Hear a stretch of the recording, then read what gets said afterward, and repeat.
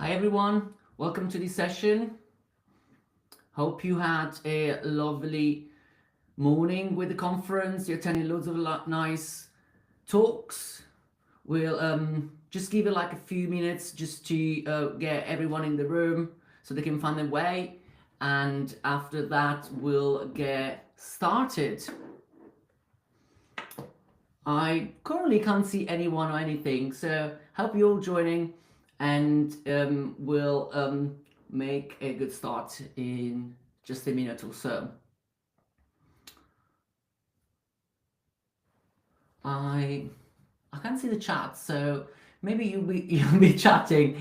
Let everyone know where you're from. Maybe what talk you enjoyed today the most, and hopefully you'll get loads out of this talk too. I guess you're very interested in user research and creating a customer-centric culture. That's why you're all here. So we'll definitely tackle that today during the talk. And at the end, we'll also get questions, maybe some of the challenges that you currently have in your organization, or anything that sparks your interest during the talk. We'll answer as many questions as we can towards the end of the talk. But right, we're giving it like just over a minute, so we'll make a good start now. Fantastic. I just got my camera down here, put that away, and we go. Thanks everyone for joining this session and for attending Value UX. This is building a customer-centric culture by securing buy-in for research. I feel like the title already gives quite a lot away, right? So I want to explore with you today how we can actually make research truly pivotal in our organizations, because I truly believe the importance of research and how it really helps customer centricity and helps design. Right, first things first, who am I? My name is Raff Di Meo, and I am a senior principal UX designer at a company called Blue Yonder, which is the leader in supply chain management solutions. I want to make this session super practical. I want to show you some examples from my day-to-day work, and I will draw a lot of inspirations from my time at Blue Yonder and also my time at Doddle, which is a startup where I was before and got acquired by Blue Yonder. So I'm going to give you a quick overview of the kind of world I live in which is very much between logistics, supply chain and e-commerce. And these are some of the products that I've helped create in the business, and I will refer to as I go along. So at Blue Yonder, we build solutions that power product returns. So imagine that you are buying something online from ASOS, Zalando, Amazon, Adidas, whatever online retailer you can think of, and thinking you got that t-shirt or that pair of shoes that actually doesn't really fit right, and you want it to return back to the retailer. So what we do, we create a technology to enable you to do that. You can see on the left hand side, that's all about initiating your return. So you can go on the website, say, hey, this is my order number and I don't really want this pair of shoes. And we allow you to like get a QR code, go to the right drop off and get all that done. And another product which you can see on the right hand side is a self-service return kiosk. And we've sold this to the biggest retailer you can think of. I can't say the name, but you can imagine there's like tons of those in the US. Maybe if you are from the US, you might have used it or seen it. And what we do basically, we allow people to return a parcel without actually interacting with anyone, which in this world people love. And you can do that in less than 60 seconds by scanning your QR code, opening the hatch and dropping your parcel in there. So this is the kind of problem space I'm in day to day. And but of course, you're not here to learn about the products. You're learning about, you want to learn about customer centricity and research. So let's dive right in. I want to start with the definition, which is this one from Reforge, which I particularly like in terms of defining customer centricity. They say they means two things. deeply understanding the root of your customer's problem and using this understanding to create a competitive advantage through product innovation. And I love this definition because it's rooted in research. And I feel research is what actually fosters really good design. And we know today the world is slightly different with AI. You can give a designer a problem, build X, Y, or Z, whatever, and we can get off very quickly, opening whatever AI model we like and really get loads of ideas, even get some sort of finished products. But my question is, are we actually solving the right problem? And that's why customer centricity for me is rooted in research, because it really helps us understand people's problems, those pain points that we always talk about, the goals, the context. We really need research in order to create not just good designs, but those designs that help solving a problem that exists for our customers, for our users. But we know that research is so difficult to sell in businesses. And the reason for that is because it might take a little bit of time and might require some budget. And especially in this AI-driven world, businesses wanted results yesterday. And also technology feels like you can create everything instantly. So there's always a question, why should we actually fight for customer centricity if the business doesn't really want it or feels like it doesn't need it? Well, there's a very important study, and actually if you can take just one thing out of this talk, is probably this. There's an important study from McKinsey that was done in 2018, a little old, but I feel like it's still very, very relevant. McKinsey created like an index to understand how customer-centric companies are. And they built a scale to understand who is very customer-centric, who is not. But the interesting thing is they found a comparison between those companies that are very customer-centric and those companies that are actually doing really well financially. They've got loads more revenue or loads more total returns to shareholders. So this is the real takeaway. Customer centricity is not just something to aim for because it's great and makes us researchers or designers look good. It actually creates money, drives business outcomes. And that's why customer centricity and therefore making research central, because I do see that connection, is what really businesses need. But there's always a thing, before we jump in how to implement that, we know that why is important, we want to understand how do we implement that, but there's an element in between that I feel is really important to tackle, which is the process. When do we do research and how do we do it? And when we talk about design, it feels like there's always an element around process. So in UX, we've been talking about this double diamond for a very long time. This was created by the British Design Council. It's been the way UX apparently is meant to be done. You do the discovery, the definition, and yada, yada, yada. I'm not going to get into the actual double diamond, but I feel like this has been around for ages. It is valuable. It definitely provides us a really interesting framework. However, this is not the world that we're in. If you, like me, have worked in a startup, the world looks very much like this. This is a famous meme, and it really shows that sometimes really there's no process at all. We just open Figma or we go into an AI model and we start actually experimenting with things. And I don't think there is a right or wrong way, but it's definitely showing that that framework, that methodology is probably not 100% right for where businesses are right now. And especially in this world of AI, the tendency has accelerated. Everybody's talking about vibe coding, but realistically, good vibes don't really lead to really good outcomes. And the mindset is definitely shifted, and we definitely need to adjust. We need to move faster, and we just throw things into AI to expect something. And there's therefore these two extremes. There's the first one with the double diamond, which is very rigid for today's space. And there's this other one all about AI, which is all about just shipping it, just do it. And I feel like the right approach really lies in between those two. We always talk about, oh, one size fits all is never the solution. But why don't we do that within our world, within our industry, within UX? And I really think there should be the right approach for the right problem. And that's why I've edited this framework. This was initially done by Janet Fucella. She used to work at Pendo, now she works for ServiceNow, and she created this framework to prioritize when to use research.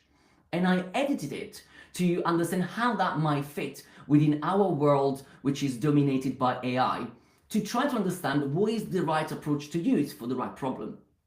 And this is the way that the framework works. So we've got two axes, one for problem clarity and the other one for risk.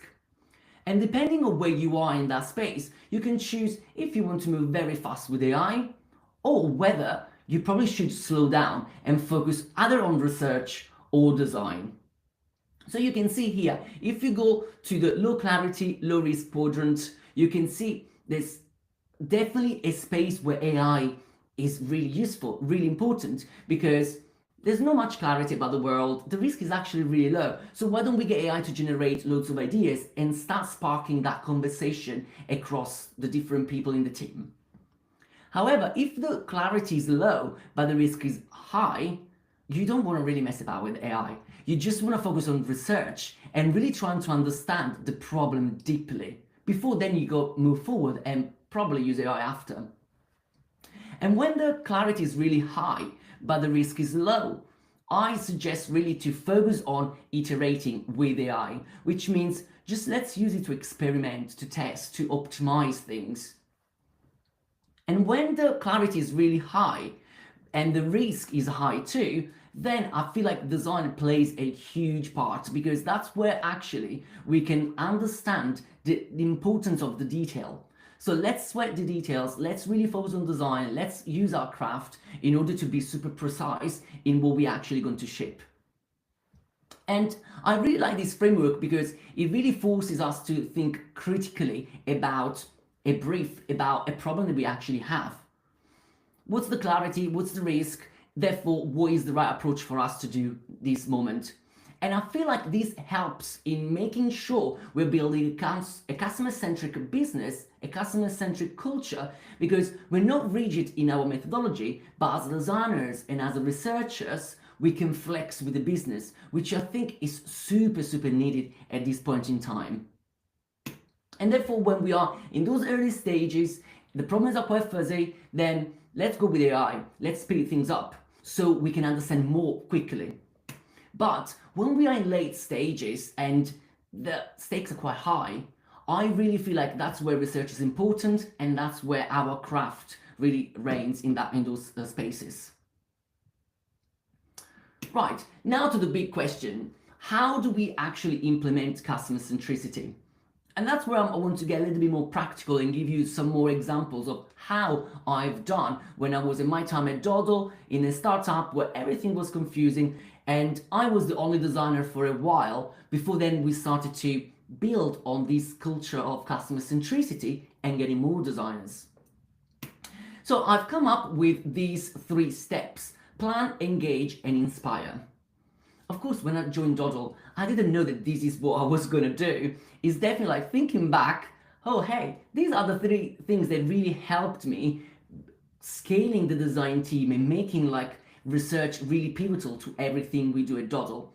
And I think there's some truth that we've done something right because we've been acquired. So I guess that's what startups really want.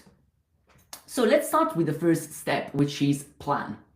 So from a leadership perspective, it's so important that every initiative is actually meaningful. You don't really want to waste time on something that is not important.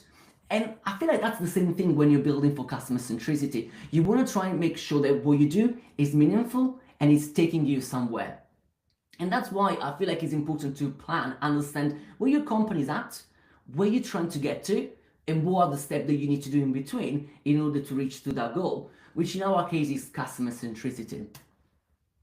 One of the things I've used, this is fairly old, and is the Envision Maturity Scale. Envision RIP is not there anymore, but I feel like there's something useful in these maturity scales. They are quite debatable, but I feel like the importance of having something like a maturity scale is the fact that allows you to have a conversation, have a shared language with other people within the business and say, hey, we're here, this is the kind of things we're doing, but we feel like we want to do better, we can do better, we can contribute to different things. So whatever scale you use, whatever like framework you may use, I think like it's important to have something to establish your discipline so that you can actually show what you want to do and why. And one of the things that I've done, I focus on those first two steps. At the bottom, you can see there's a level 1, which is producer, and a level 2 that is connectors. And I analyzed those two to understand where we were at and what we wanted to do or needed to do. And I started to think about what is our focus as designers, what are we actually doing day to day. Therefore, if we keep on doing that, what is the impact that we can actually make in the business? And if we think about the first level, that's what we were actually doing initially at Dodo. We were just working on screens, we were just doing all the UI stuff, polishing the screens and making sure everything was like perfect, pixel perfect. But that made me think that if we keep on doing that, the only impact that we can actually provide is on how things look. And the second step, the connectors, instead was all about customer satisfaction. And the reason because we could work on different stuff, like we could actually work more at system level, thinking about the processes, working on like consistency of design across different products as well, and working with different teams, and also doing a little bit more research.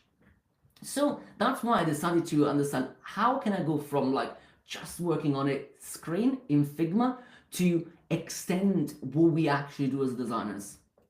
And the first thing that I thought to do was to focus on usability testing.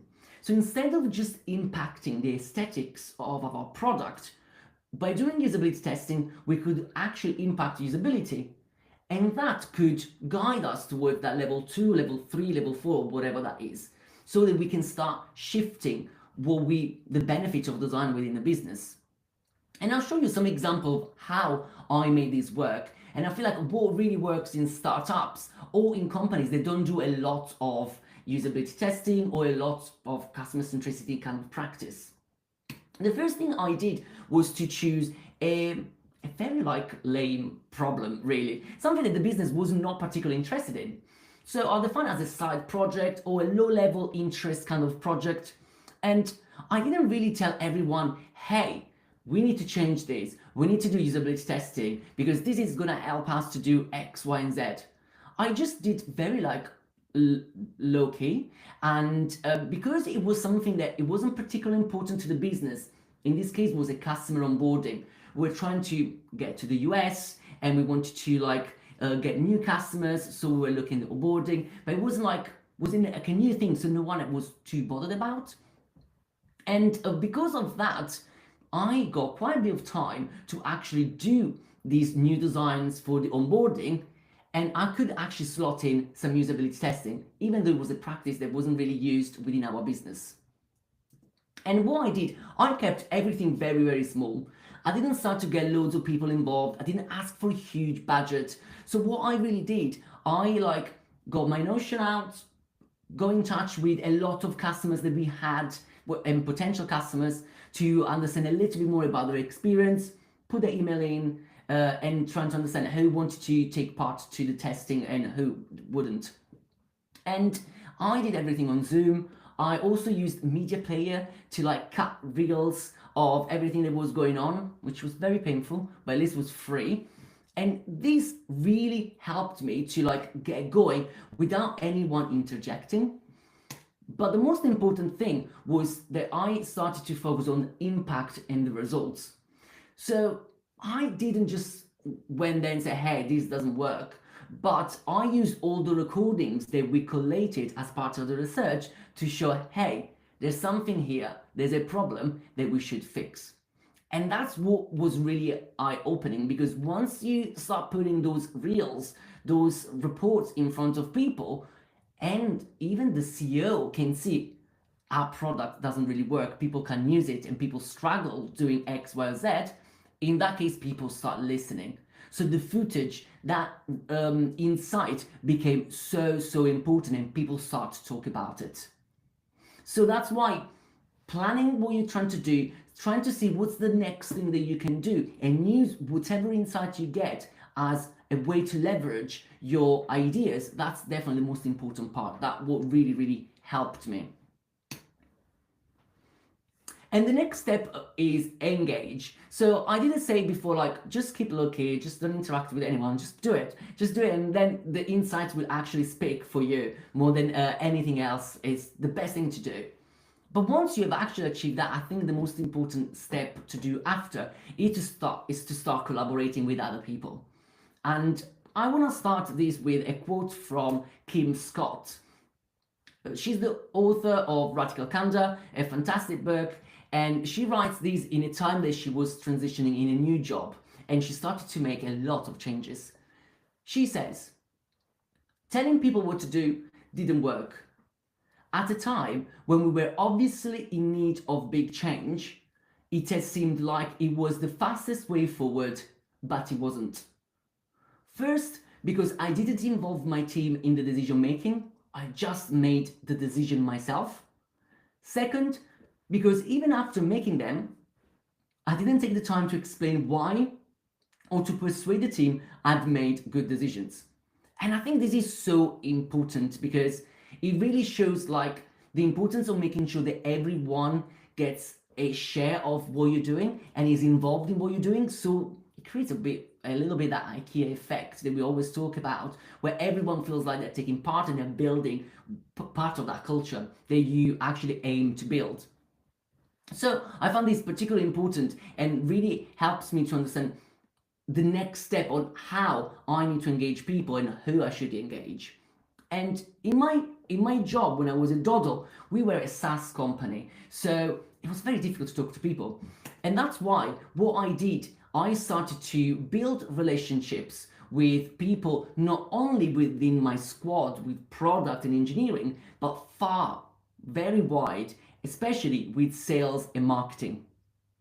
And this has been absolutely pivotal to the success of Dodo and to the fact that we were able to create a culture that was very customer centric. So one of the things I did, I started to work with the sales team by creating pitch decks for them and working with marketing to align on the way that we wanted to talk about things. And this was super helpful because in a way, it was research.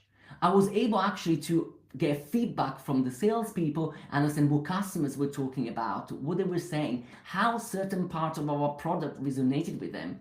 And this was super helpful. Something that was it's not research as you might find in a book, but for a SaaS business like we were at the time, it was super important. And the other thing that I did, I started to create personalized content for sales calls and get involved into demo calls, which was super useful. The reason for that, I could actually demo certain features, certain parts of our product, and instantly get a reaction from our customers, see what actually landed and what didn't. And that was a really useful way to basically like do some usability testing. So those two things were super important for us. So I always suggest to like, don't overlook other departments within your business because those will still be important in order for you to create that customer centricity. But also other people, and this could be customer service, for example, or like finance, depending on what you're working on, will allow them to see actually how you work and what actually design and research are able to do. And the next thing is about something that is probably not talked a lot about within design, is about talking business. So we all work in businesses. Ultimately, there's like two important metrics that every single business is trying to do. They're either trying to save money or they're trying to make money. And we can do whatever work we want to do as designers or as researchers. Eventually, that's what we really need to do. So we need to make sure that we work towards that. So if we start reframing research in those terms, I bet everyone will start listening. So instead of saying like, oh, this is we need to redo this onboarding because it actually doesn't look that great. What we really should be saying is that the onboarding is not working, is not allowing us to enter the US market, we won't be able to sell and make the revenue. Why don't we fix it? In that case, when you start stressing there's a problem with revenue that is connected to onboarding, then in that case really changes the conversation completely. And that's why we started to do like a lot of workshop collaboratively with marketing and with sales, so that we could all understand how to actually sell more and in those markets that we were aiming towards. And the other thing that I did, I started to create an opportunity solution tree. I don't know if you're familiar with this framework, which is from Teresa Torres, but it's super simple. What I used to do, I used to put the target at the very top. So we need to make 10 million in this vertical. And I tried to understand what are all the initiatives that we're doing within research and design that can enable and can allow to reach that target. So that means that everything that we're actually doing is enabling that target. So we're not doing because sake of design, but actually we're helping the business to reach that monetary value that is a target for us. So reframing everything towards like a business angle is super helpful and allows you to really capture attentions of everyone within the business. And the last thing is inspire. And so we've now basically like we started to plan, understand what we want to do, we engaged everyone else in the business, and now we just want to make sure that everyone knows what we're doing so that the entire company culture can really revolve around customer centricity. And one other thing I always say, this is not a quote from anyone, it's from me. If you want to say that out loud, just mention me. And this is basically like, don't ask for research, don't ask for time to do that. Just do it, because once you start showing those insights, people will definitely ask you to do more. And that's why one of the most important things that I found is to inspire people, is to evangelize about the work that you're doing and trying to be in as many conversations as possible. So don't confine yourself to the research squad or to the product squad. It's really important that every team knows about what's going on with your customers. And that's why we started to use like Slack channels specifically for sharing insights. And we started to attend a lot of different type of meetings to share everything we found out from usability testing or user interviews. And I think the most important and challenging things probably was trying to get into meetings that usually are not for researchers or designers, like sprint demos, for example. They were super useful. And even to like town hall meetings. That really changed because everyone started to see the kind of work that we did and how we could help the business. And the next thing is about showing results. So this is one of the examples I wanted to show you. Like, is a very small product that we worked on like a few years ago, where we wanted to get into the collection market. So when you order something, you don't get that delivered at home, but it gets delivered to a collection point like a post office or a supermarket.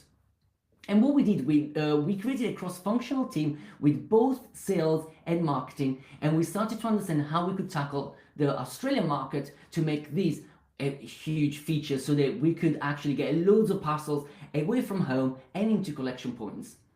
And the reason why this was successful is because we did a lot of user interviews.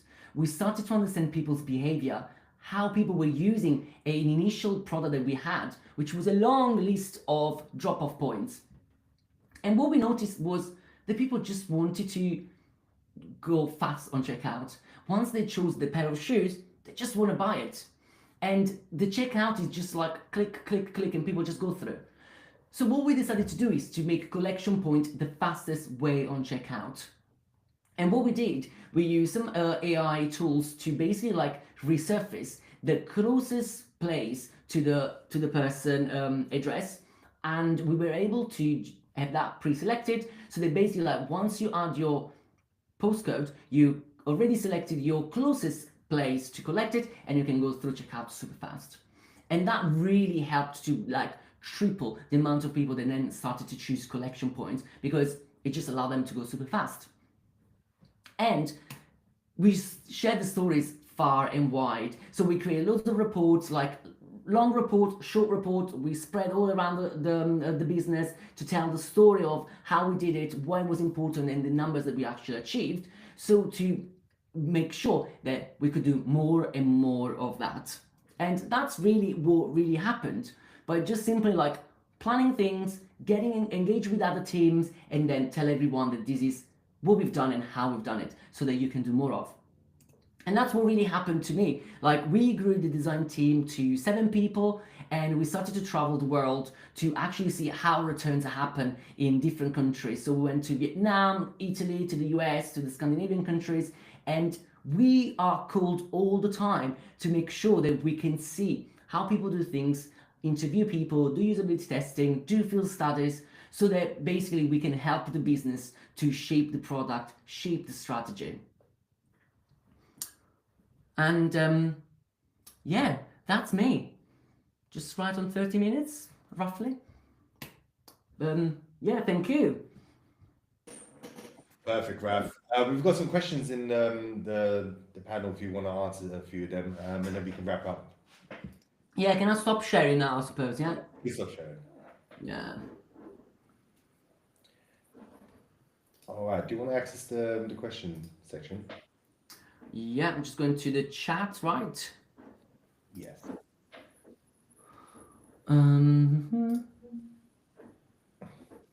Awesome. Where shall we start then? Have you got one selected already, Naresh, that you can guide me towards this question? Sure. Give me 1 second. The first question that came was, I would like to know, how do you measure these variables of problem clarity and risk and maturity?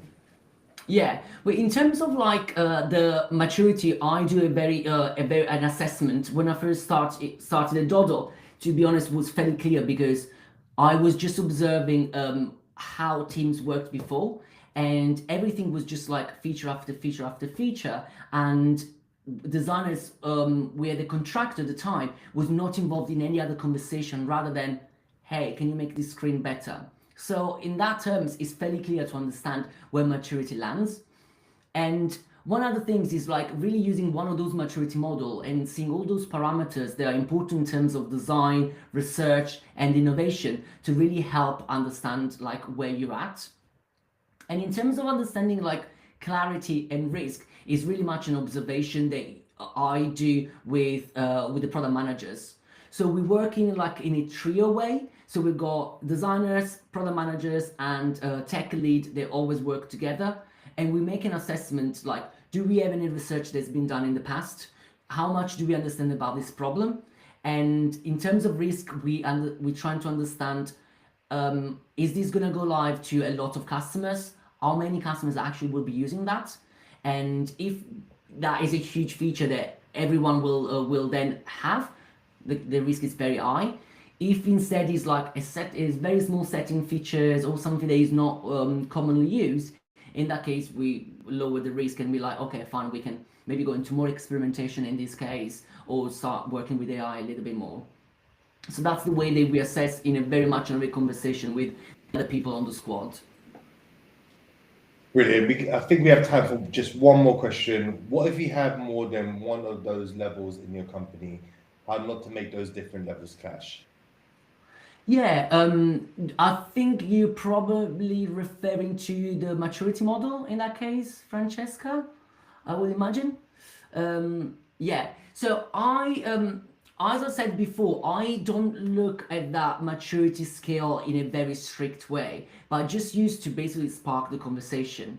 And I guess probably you will have different maturity levels in different teams, and depending on where you are, which team you are at, then you can try to like adjust the sort of like practice that you want to have based on what you actually observe there. So pretty much I feel like even if there's different level in different squads, you can like have like different tactic and just use that as a way to say, hey, we want to get to X, and there's some steps for us to get to that point, and use that as a conversation to then allow you to move towards the next step. But I wouldn't really look at those like in a super rigid way, because sometimes it can be a little bit arbitrary. So it's just really trying to find what's the middle ground, what's the conversation that you want to have with your manager or with the exec team to be able to then allow you to do a little bit more of what you think is useful for to get to the customer centricity. Excellent. Raff, we've just ran out of time, but I think Raff is going to be around the conference to answer any questions. Excuse me. Really great talk, Raff, and you know, we're looking forward to seeing more of you later on today, and hopefully everyone who wasn't able to answer or ask some questions, please go up to Raff, and I know he'll be answering it. Yeah, absolutely. Brilliant. Awesome. Cheers. Bye.